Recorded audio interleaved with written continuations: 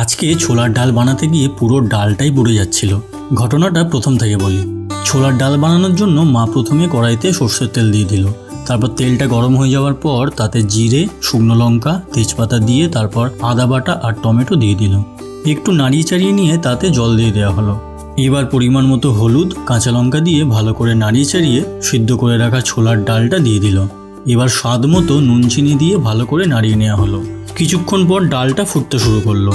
এবার ডালে একটু ঘি, গরম মশলা আর জিরে, শুকনো লঙ্কা ভেজে গুঁড়ো করে সেই মশলাটা দিয়ে দেওয়া হলো। এবার হতে চলেছে সেই ঐতিহাসিক মুহূর্ত।